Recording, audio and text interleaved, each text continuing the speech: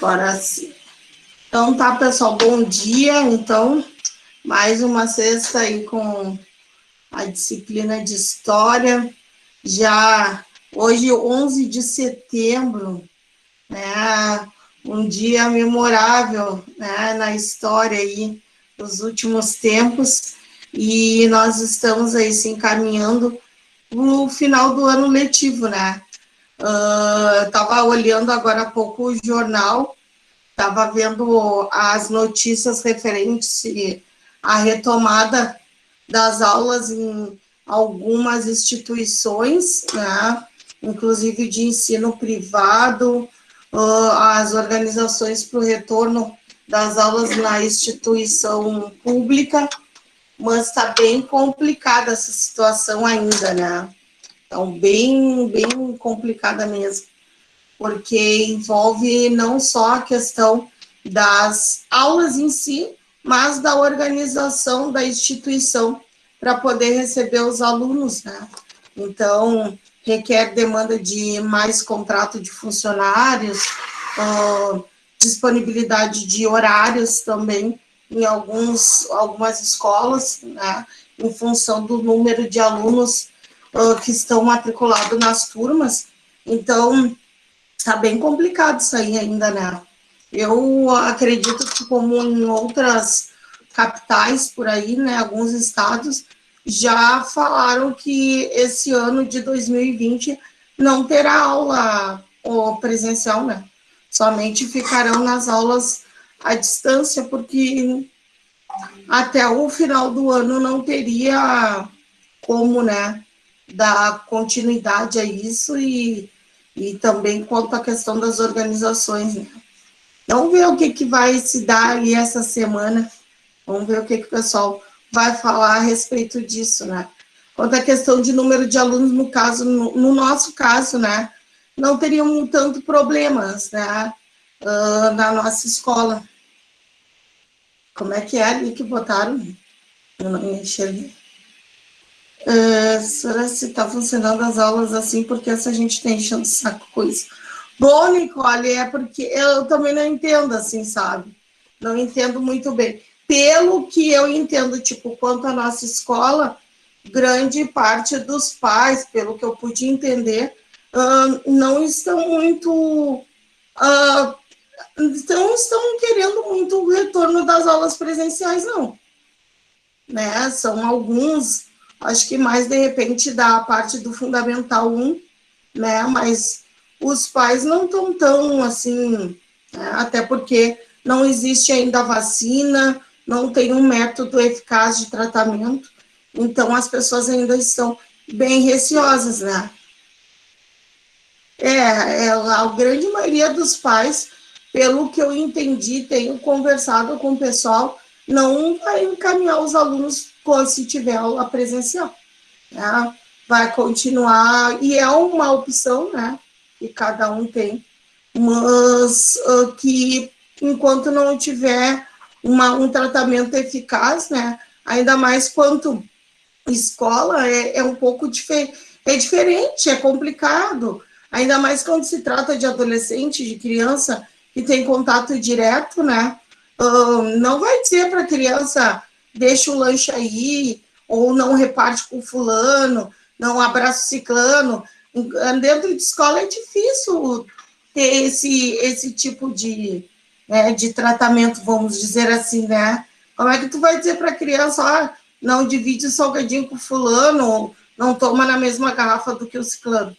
Né? Até vocês, enquanto maiores, já é difícil, imagina com os pequenos, né? Então, vamos ver o que vai acontecer aí. Né? Bom, então, na aula de hoje, a gente continua com a Revolução Russa, né? Eu trouxe até um filmezinho animado para mostrar para vocês, que fala um pouquinho sobre o início e desenrolar da Revolução Russa. Nós vamos retomar ali alguns pontos que eu comentei na última aula, né? Inclusive retomando o slide que a gente estava lendo, né? Observando os pontos principais ali dos movimentos, né? Dentro da Revolução Russa. para a próxima semana eu vou colocar uma atividade, um trabalho para vocês, mas esse trabalho, na verdade, já será o encaminhamento do trabalho de pesquisa, né? Porque a gente tem, como no primeiro semestre, nós colocamos os temas para vocês, né? As atividades de tema, e tinha também uma atividade de pesquisa, né? Que vocês realizaram, que essa atividade de pesquisa, ela tinha uma nota, a média como se fosse de prova, né? Fez. Então, agora também, para esse semestre, né? Porque a nossa avaliação, ela está se dando por semestre, eu irei colocar para vocês também um trabalho de pesquisa, tá? Então, eu ainda estou vendo o tema, né? Eu não sei se eu vou colocar alguma coisa referente à continuação da República Velha, ou, de repente, o Segunda Guerra e o nazifascismo. Eu ainda vou ver com o que vai se encaminhar aí esse trabalho de vocês, tá? Esses dias tu falou sobre o nazismo e o fascismo, tem aquele canal do Felipe Castanhar, ele postou no mesmo dia sobre o nazismo e o fascismo. No mesmo dia que tu falou, ele postou. Qual o canal? Felipe Castanhar, aquele. Ah, tá. Outra coisa que foi bom, Laura, tu ter comentado, na TVE, né, que é a TV Cultura, que é a TV que transmite coisas do nosso estado, do governo, que é uma TV gratuita, está acontecendo todos os dias, de segunda a sexta, as aulas preparativas para o Enem, tá? Só que essas aulas preparativas para o Enem também são aulas, na verdade, como é para pré-vestibular, elas são de revisão. Então, tem muita coisa do ensino fundamental que está sendo abordada nessas videoaulas. Então, a cada semana, me parece que são 2 aulas por dia, né? De 2 disciplinas por dia. Está bem interessante, né? Bem legal, porque a elaboração dessas aulas e até mesmo de conteúdos foram embasadas, né? Através dos conhecimentos e divulgação dos próprios professores que estão em sala de aula, né? Então, é bem interessante, se vocês estiverem de bobeira, né? E quiserem assistir essas videoaulas, está bem legal, bem bacanas de história, eu gostei muito. Está passando todos os dias, a partir das 19 horas, na TVE, que é a TV do Estado, né? Bom, deixa eu ver aqui, para ver onde nós paramos.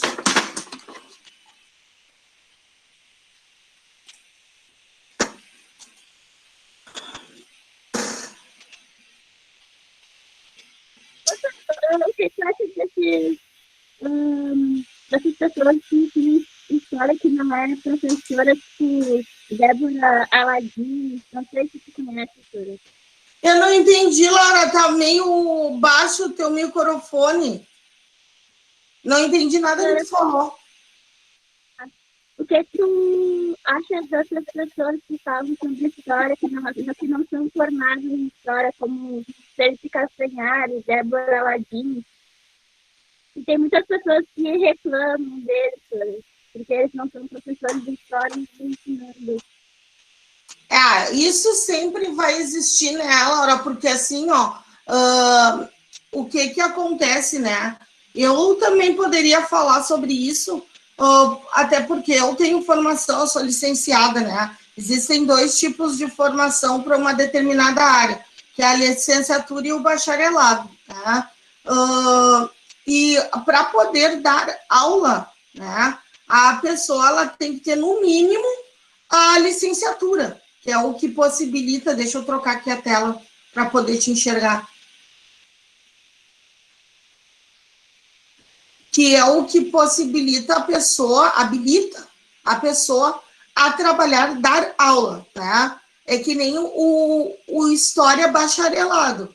Quem tem bacharelado, não só em História, Biologia, né, que é a professora, como a professora Vanessa, que dá aula de Ciências e Biologia, que é essa habilitação, tu estuda mais de 5 anos tu fica dentro de uma faculdade, tu te especializa, aí quando vem qualquer um aí dizendo que tem conhecimento e possivelmente venha dar aula.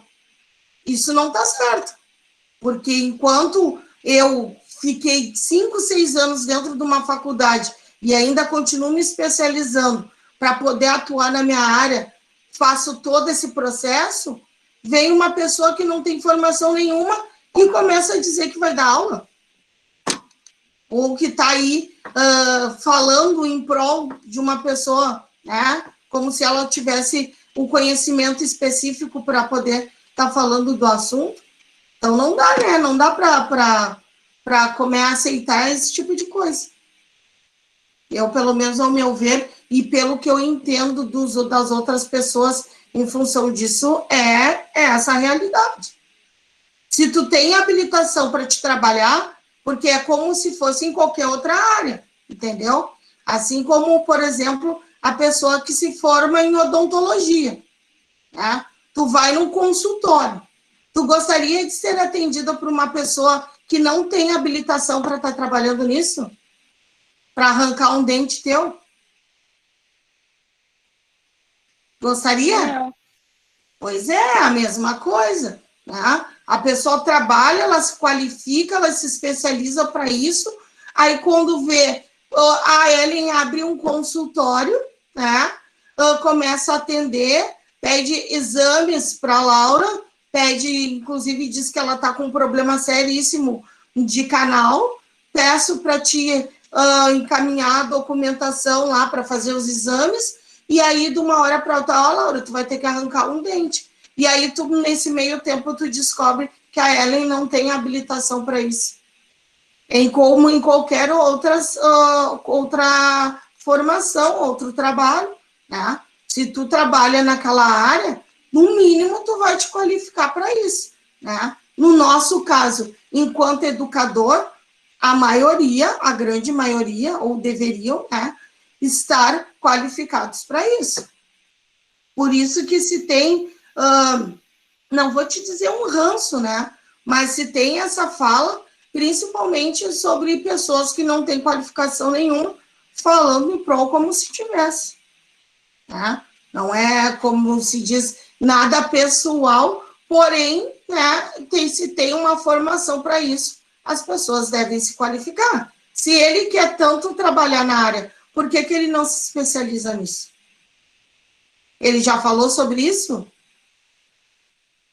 Não, eu tô vendo muito comentário sobre isso de pessoas no YouTube que falam sobre história ou outro assunto que não são formados. E é aquilo que eu sempre falo para vocês, né? Quando, por exemplo, vamos realizar uma pesquisa, né? Por exemplo, por que eu sempre digo para vocês pegarem mais de um tipo de fonte de pesquisa, né? Pelo menos pesquisar em 3 tipos de fonte, justamente por isso, né? E colocarem as fontes da qual estão retirando as informações, porque tem muita gente aí, principalmente nas redes sociais, vamos aí, já que tu mencionou o YouTube, né?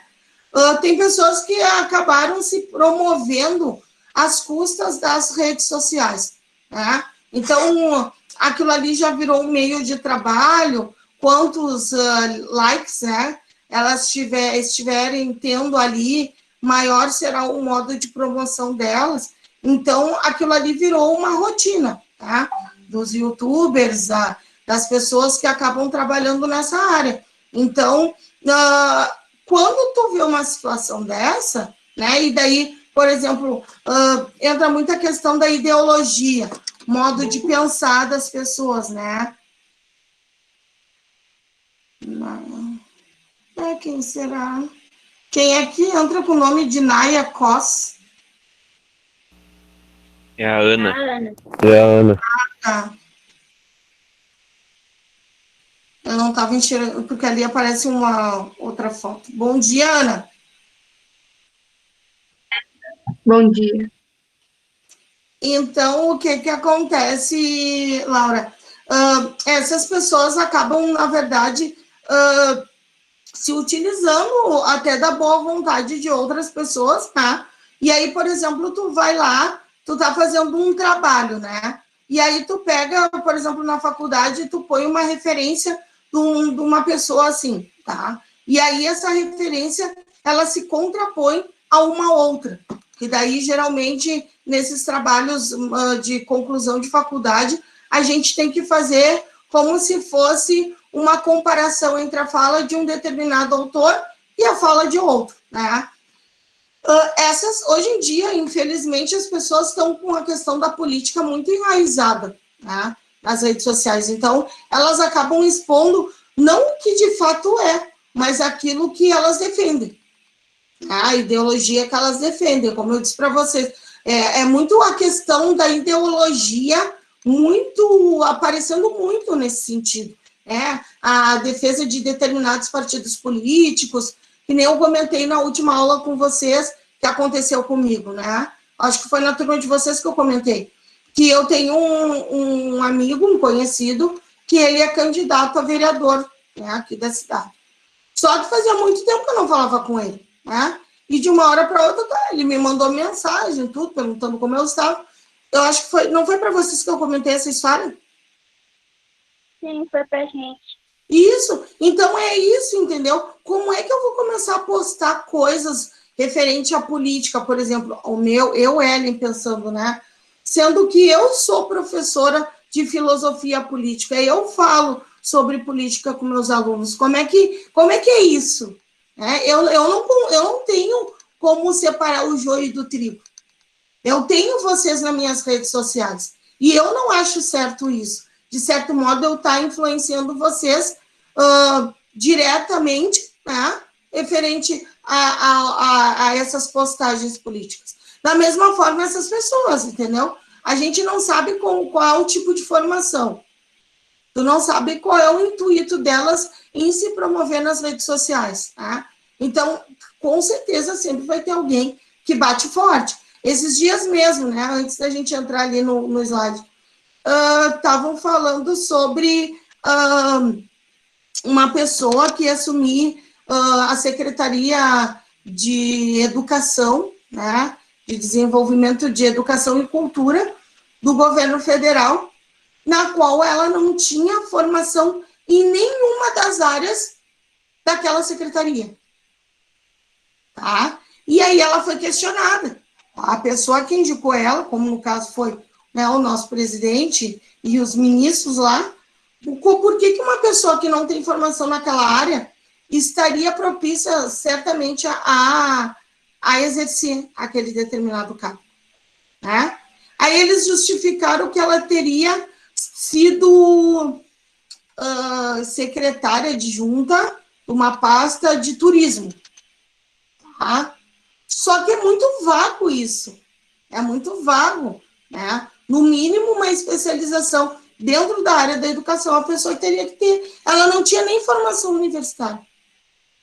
Então, Laura, isso é muito complicado. É muito complicado, porque realmente a questão ideológica hoje em dia está falando muito alto, principalmente nas redes sociais. E vocês, enquanto alunos, enquanto formadores de opinião também, né? Porque vocês já estão, por exemplo, no 9º ano, né? Eu digo toda a massa do Fundamental 2 e ensino médio, vocês estão aí nessa formação intelectual, em busca dessa formação.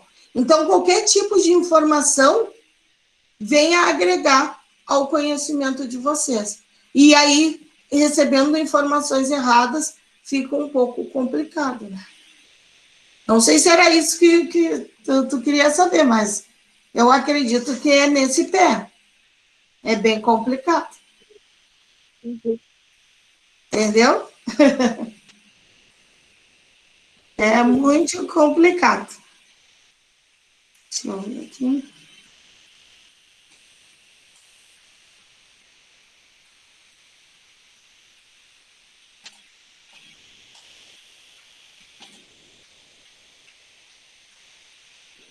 Na última aula, nós estávamos vendo aí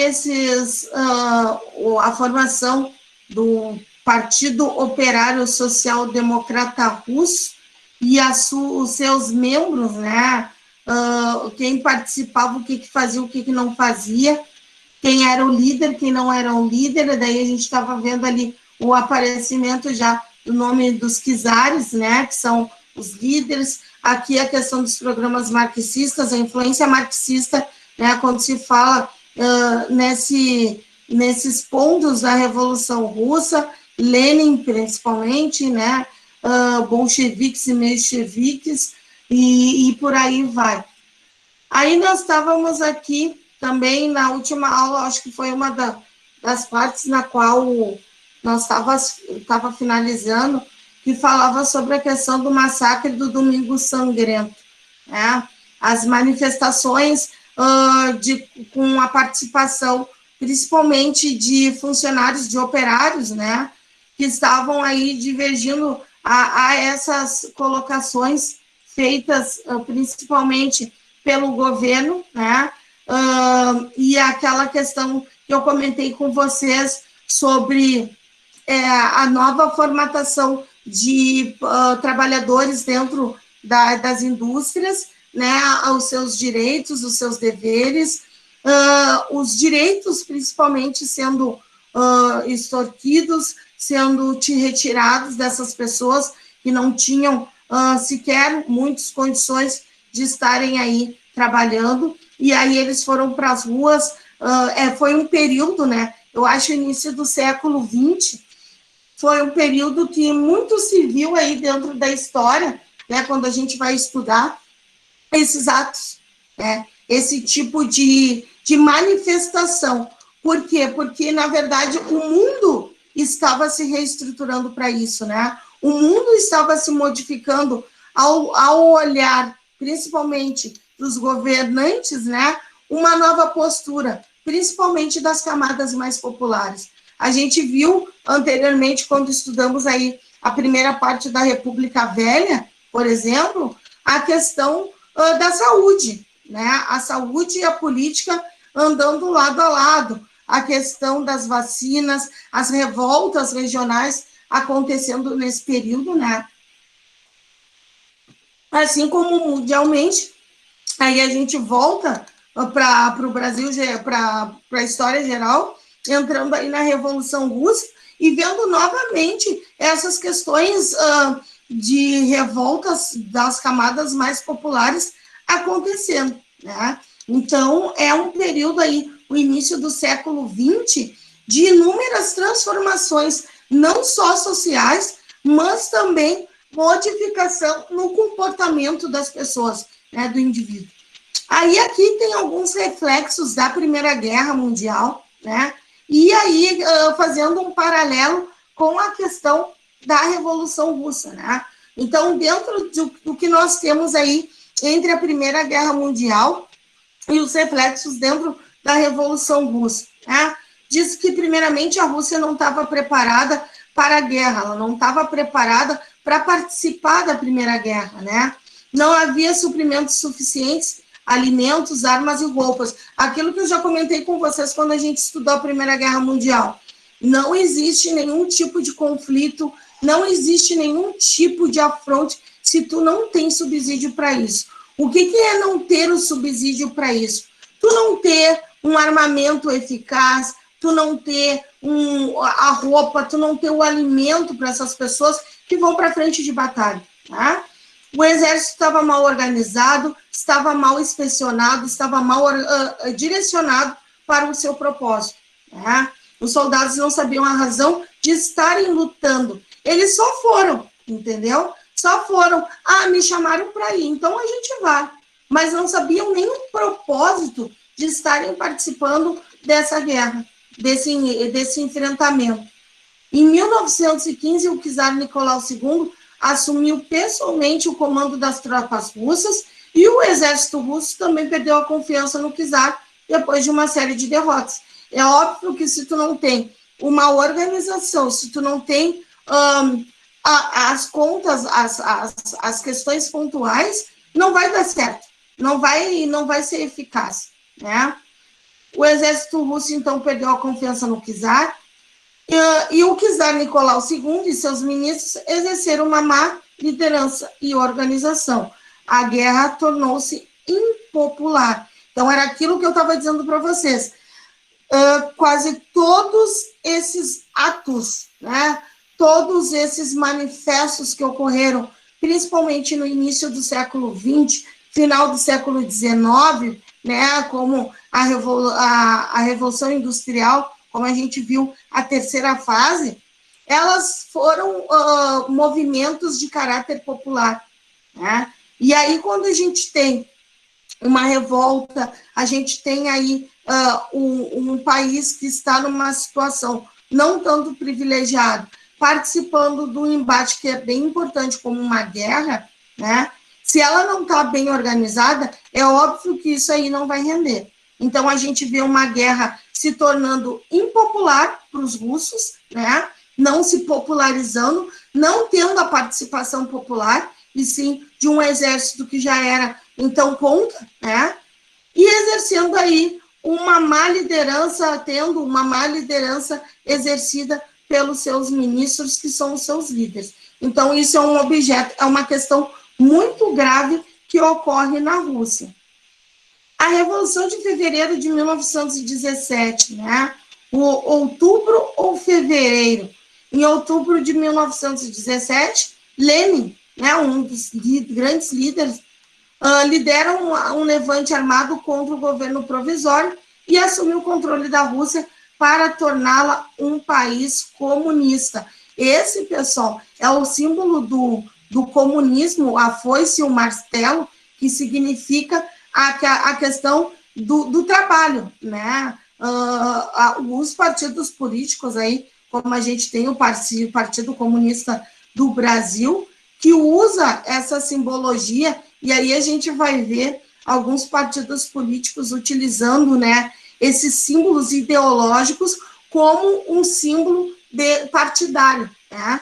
E assim se tornando referência, e para alguns referências bem negativas, e para outros referências positivas. Aqueles que defendiam o comunismo, né, claro que vão entender que é uma proposta positiva, né? Por quê? Porque envolve a questão da liderança do trabalho, né, das frentes de trabalho, e assim eles têm esse olhar que quem trabalha prospera, né? Quem trabalha tem as suas coisas em mãos, quem não trabalha não sai do lugar, né? Vira massa de manobra. Então, tem alguns pensamentos ideológicos dentro do que os comunistas pensam que entra também nesse viés político na qual nós estamos hoje, né? Deixa eu botar aqui um videozinho para vocês, né? Nós vamos ver muito isso acontecer quando estudar um pouco essas... Deixa eu ver se é esse. Eu acho que saiu outro vídeo.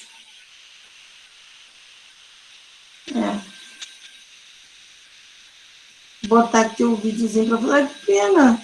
Tinha deixado separado ali a história ilustrada. Que judiaria. Vocês estão enxergando a tela compartilhada aí?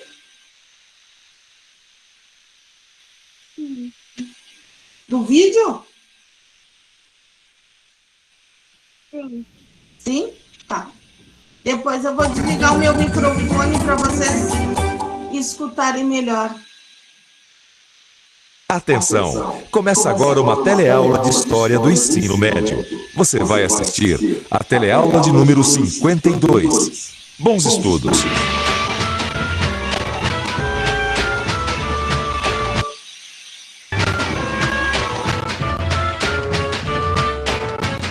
Já imaginou só o que aconteceria se de uma hora para outra fosse proibida a propriedade privada de bancos, terras, minas, fábricas e do comércio? Já pensou sobre isso? E a Revolução Russa é exatamente o tema desta teleaula.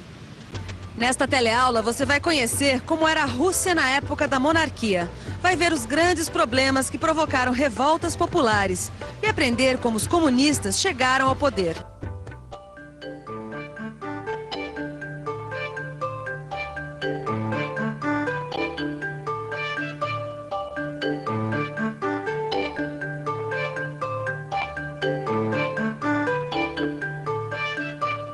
dos eventos mais importantes do século XX foi a Revolução Russa, em 1917. Representou a primeira vitória do socialismo revolucionário na história e aconteceu num país tão grande quanto cheio de problemas. No final do século XIX, a Rússia era o mais extenso país da Europa. Era um império economicamente atrasado em relação às potências do continente e onde grandes proprietários detinham a maior parte da terra. E um império governado com mão de ferro pelos czares. Czar era o nome que se dava ao imperador russo. Um deles foi Alexandre II, que em 1861 chegou a tentar algumas reformas sociais.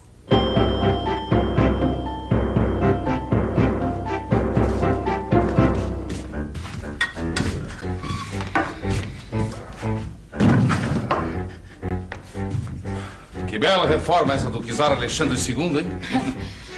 A gente está tão miserável quanto antes. É.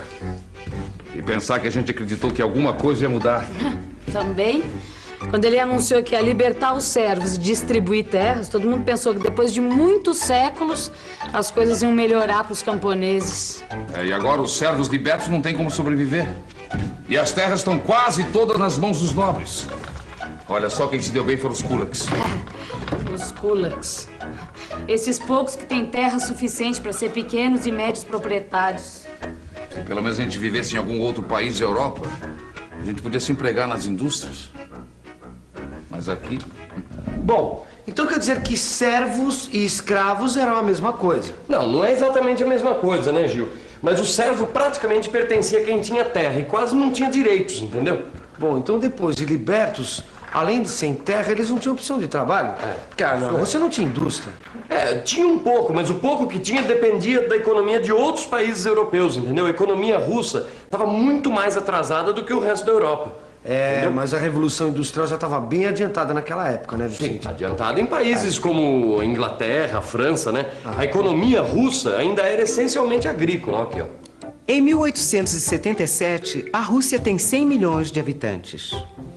Desses 100 milhões, apenas 1 milhão é de operários. A grande maioria da população é de camponeses pobres e sem terra. E já no começo do século XX, além dessas duras condições de vida, os russos têm que enfrentar uma derrota militar. Em 1905, a Rússia perde a guerra que trava com os japoneses.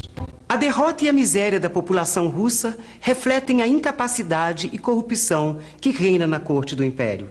E o governo tem que enfrentar manifestações populares. Acontecem greves e motins nas principais cidades. O navio encouraçado Potemkin se junta aos rebeldes, mas as manifestações são violentamente reprimidas pelo czar. Num único dia, mais de 1000 pessoas são mortas frente ao palácio. Na época dessas manifestações do começo do século na Rússia, as ideias socialistas já haviam chegado ao país e se organizavam grupos de oposição. As tentativas de rápida industrialização do país também já tinham criado uma classe de operários. Assim como os camponeses, eles tinham péssimas condições de vida. E as coisas ficaram ainda piores com a participação da Rússia na Primeira Guerra Mundial. A Rússia entra na Primeira Guerra Mundial despreparada e tem que enfrentar o moderno equipamento do exército alemão. Manda 13 milhões de homens para o fronte sem equipamento, suprimento ou assistência adequados. Soldados que passavam até fome e frio. O resultado é uma série de desastres militares, que junto com as cidades congestionadas por operários mal pagos, o campo por camponeses miseráveis, a inflação e o colapso da economia provocam uma grande revolta. O czar é Nicolau II, em cujo governo tem grande influência a imperatriz Alexandra e o Rasputin. Todo tipo de arbitrariedade é cometida. E em março de 1917, as greves e revoltas recebem o apoio de tropas inteiras do exército e obrigam o czar a abdicar. O fim da monarquia russa significou uma mudança no regime político. Você se lembra o que aconteceu no Brasil quando mudou o regime? Pois é, o novo governo russo fez a mesma coisa. Convocou a Assembleia Constituinte. Era chefiado por Alexandre Kerensky, que era um socialista moderado, que, entre outras reformas, deu direito de voto a toda a população. Mas esse governo fracassou. O governo foi se tornando cada vez mais impopular. Uma das causas era sua insistência em continuar a guerra contra a Alemanha e a falta de solução para os problemas econômicos da Rússia. Outro fator do fracasso era a disputa pelo poder de vários setores envolvidos na queda do czar. Para a gente entender direitinho este confronto de forças, é melhor a gente pensar um pouco. Vamos pensar um pouco. Para derrubar a monarquia, haviam se aliado burgueses, camponeses, operários e a nobreza liberal. O governo provisório é dominado pela burguesia, com representantes das outras classes. Mas a situação da Rússia envolvia problemas sociais, econômicos e políticos mais amplos. Nessa época, os operários já estavam bem organizados nas grandes cidades e queriam uma revolução que significasse uma ruptura política e social, que criasse uma nova ordem na Rússia. Uma de suas formas de organização eram os sovietes, conselhos formados por operários e soldados. Peraí, Vicente, olha. Oi. Sovietes. Será que não foi dessa palavra que se originou a palavra soviéticos? Exatamente. A maior parte dos sovietes, eles pertenciam à tendência do Partido Social Democrata chamado bolchevique, que significa maioria. A minoria, que era chamada de menchevique, era liderada pelo Kerensky, que é esse aqui, ó. Olha, então quer dizer que no mesmo partido político tinha os bolcheviques e os mencheviques. Exatamente. Só que os bolcheviques, eles defendiam propostas mais radicais, entendeu? E eram liderados pelo Lenin. O Lenin, ele defendia o fim da guerra da Rússia com a Alemanha, a distribuição de terras para os camponeses e o fortalecimento dos sovietes. Ah, pelo jeito as ideias de Lenin tinham a ver com as ideias de Marx. Exatamente, tinham mesmo. Lenin e os bolcheviques, eles pregavam a ditadura do proletariado.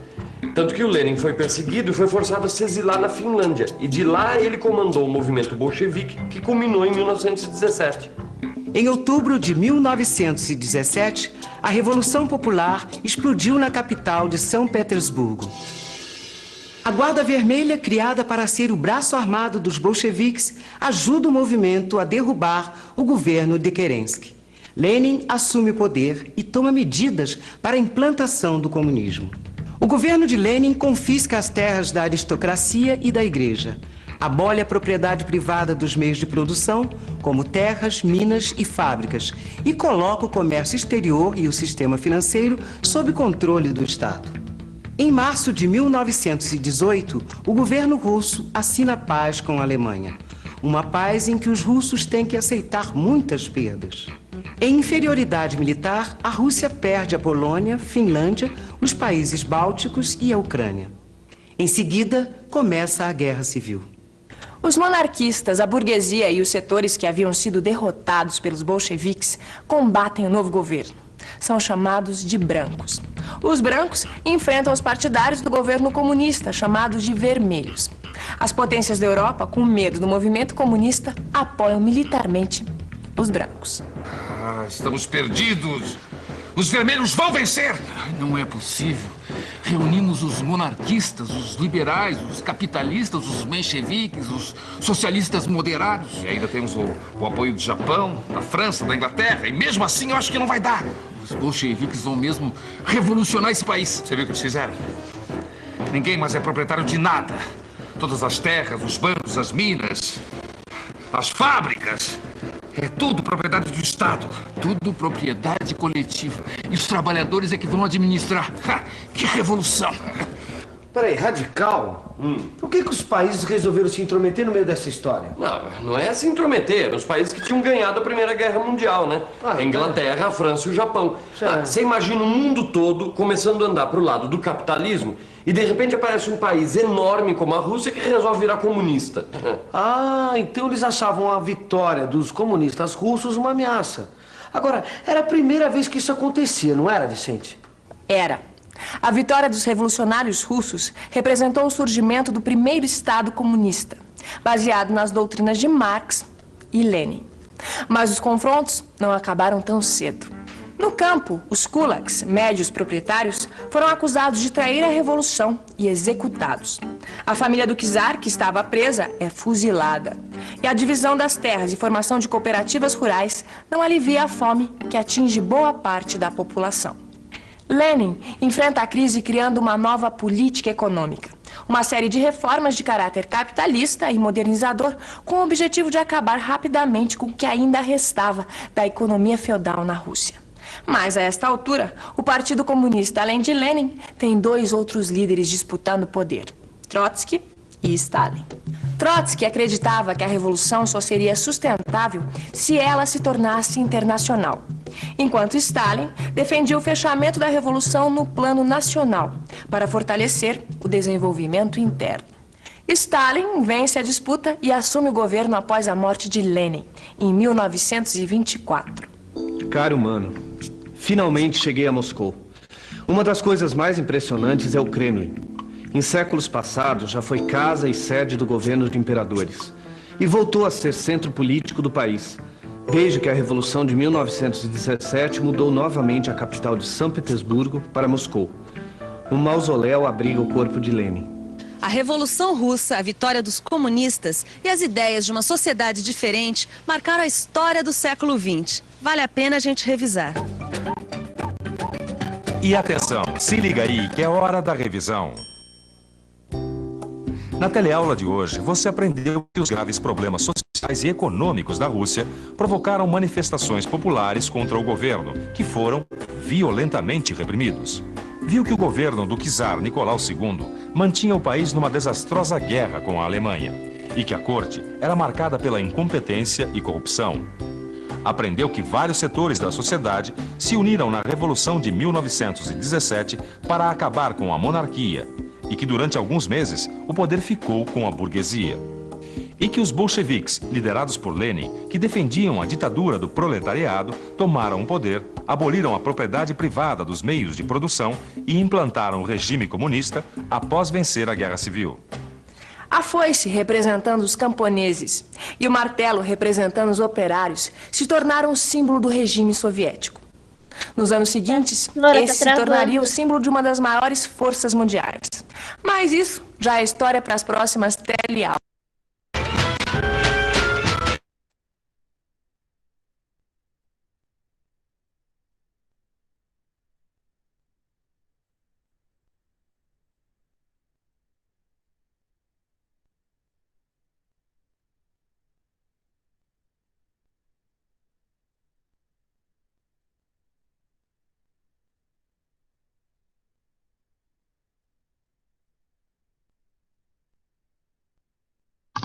Sora, a senhora está com o microfone desligado. Sim. No final do vídeo ela fala ali sobre a representação da foice e do martelo, né? Como eu já tinha comentado com vocês anteriormente, e traz então a ideia do campo e do trabalho operariado, né? Quem trabalha no campo, quem é operário. Alguns pontos, né, pessoal? Então, desde o primeiro momento, então, da Revolução Russa, que precisa, então, ser ali revisto, né, e frisado. Né? Desde o primeiro momento, então, se fala dessa questão de ligação entre a Primeira Guerra Mundial e a Revolução Russa, né? Principalmente no que se refere à ida, né, desses soldados para a guerra, e a grande maioria não estar em não ter condições de estar participando dessa guerra. Primeiramente, muitos não sabiam nem o que estavam fazendo lá. Foram participar e era isso, né, como se diz. Só que eles não tinham noção do que eles iriam encontrar, né, como a gente viu quando estudamos a Primeira Guerra Mundial. A fome, a escassez de alimentos, né, principalmente a questão da falta de armas, a questão da falta de roupa, a questão da falta de organização, na verdade, foi um fator, como se diz dentro da história, aglutinador de todo esse processo. Tá? A gente tem aí no primeiro momento, né, aí diz no esqueminha que foi montado, que a Rússia czarista era uma Rússia que, então, era de monarquia. O que significa um czar? Um czar que significa o comando de um rei, né? De uma pessoa que governa, comanda de forma absoluta, que, no caso, é o rei Czarista, que então, vem esse de encontro essa palavra. Não estou entendendo nada. Oi? Tu tá com problema no microfone? Não tô entendendo. Nem eu tô te entendendo.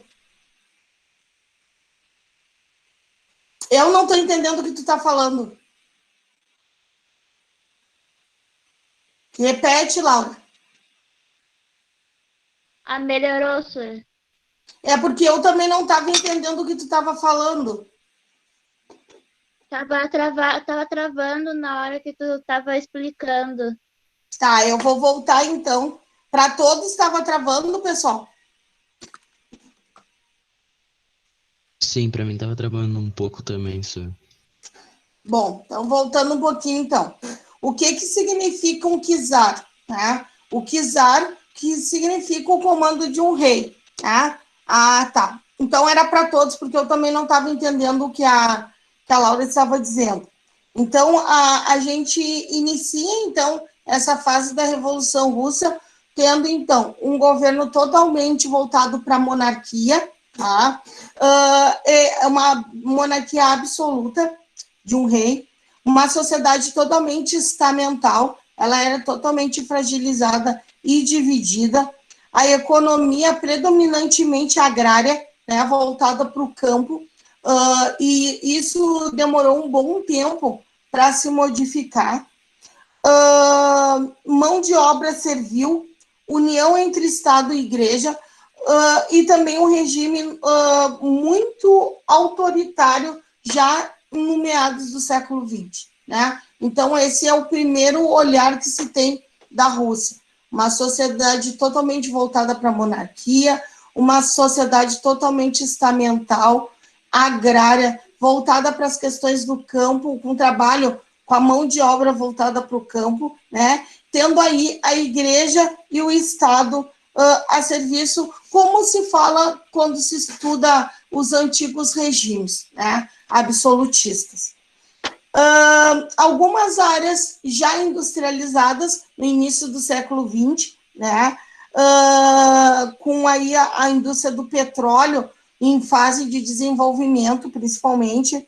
Nós temos uma burguesia e o proletariado já nos primeiros caminhos da modernidade, como a gente viu, já há os primeiros passos da industrialização, mas ainda muito, muito devagar e de forma precária também, como a gente já viu nos vídeos anteriores, já desde o início, uma forte movimentação do sistema operariado, já indo para a rua, já reclamando, botando a boca no trombone, sobre principalmente a forma de trabalho. Né? Nós temos aí também a Revolução, já no início de 1905, bem tumultuada. Né? As forças que lutam contra o governo czar, né?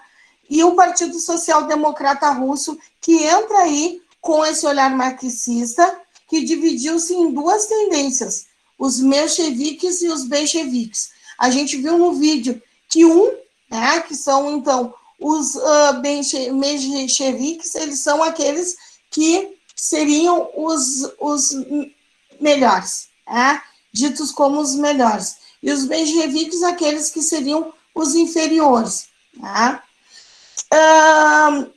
Tem aí a Constituição do Partido Democrata, que era, então, liderado por uma burguesia russa. Nós temos o Partido Social Revolucionário, então, o surgimento de alguns partidos dentro desse processo, né? Partido Social Revolucionário, herdeiros dos nórdicos e dos populistas ligados aos camponeses. Então, já seria, então, um partido que já tem aí uma entrada das camadas mais populares na sua participação. Né? No final do século, no final de 1904, na verdade, a Rússia foi derrotada pelo Japão, e assim, então, dentro de uma guerra colonial. Né? Então, não é ainda a eclosão da Grande Guerra.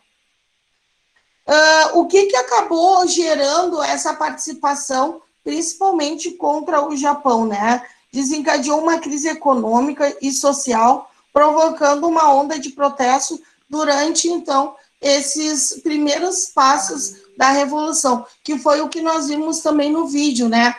A ofensiva contra o Japão e o que aconteceu durante esse período, principalmente quando as pessoas, na verdade, estavam ali, mais uma vez, participando de um processo que elas nem sabiam por quê, né? Nesse contexto surgiu, então, os sovietes, que seriam a Assembleia Popular de Operários e Soldados. Então, quando ingressa a população, né, as camadas mais populares na participação dessa guerra, surgem aí, então, grupos de lideranças dentro dessas camadas mais populares, o que não se tinha anteriormente, né? Se tinham as camadas mais altas participando, principalmente dessas guerras, e não se tinha a participação popular. Quando isso começa a se modificar, a partir do embate contra o Japão, que daí se vê, então, as camadas mais populares já participando desse processo. Depois a gente tem um período que é considerado semi-constitucional, que ainda seria um período anterior à Constituição promulgada, né? Tem aí o início de uma possível reforma agrária, né, dentro desse processo, e aí já entra a questão da guerra e da revolução, juntamente com o Império Russo, né? Então, a gente tem a Alemanha participando e resistindo, né, desse processo. Nós temos aí o caos social gerado como reflexo de uma crise dentro da Primeira Guerra Mundial, que vem da Primeira Guerra Mundial, né? A queda dos czares também nesse processo. Acho que o Ian caiu. Tô aqui, senhora, tô aqui. Ah, tá. Apareceu alguns alunos ali como se tivessem com a conexão caída ali. Apareceu ali no coisinho. Em outubro de 1917, conforme aparece ali no vídeo também, o Lenin liderou um movimento que derrubou o governo provisório e colocou os bolcheviques no poder. Então, as camadas populares aparecendo como liderança dentro desse processo.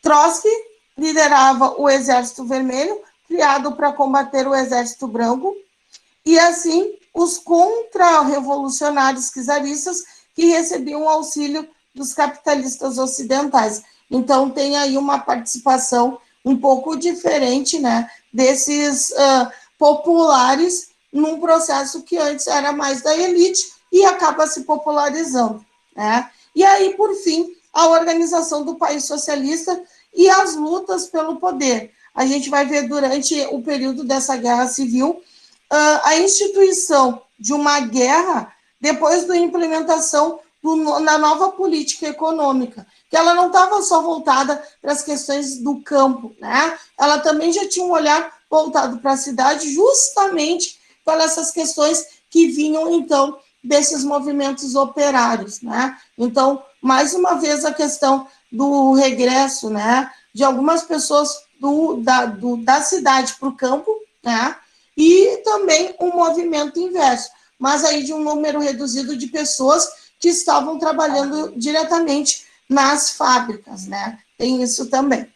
Pessoal, então, essa semana eu vou estar encaminhando para vocês esse resumo, né, da Revolução Russa e também já os primeiros passos dessa atividade que eu quero passar para vocês já de forma antecipada da pesquisa, né? E do título da pesquisa, de como vocês irão elaborar tudo isso, tá ok?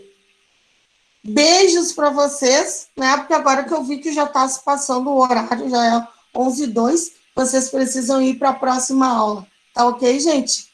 Qualquer coisa, só mandar um oi. Tchauzinho para vocês. Tchau, Flor. Tchauzinho. Tchau, Flor. Tchau. Tchauzinho.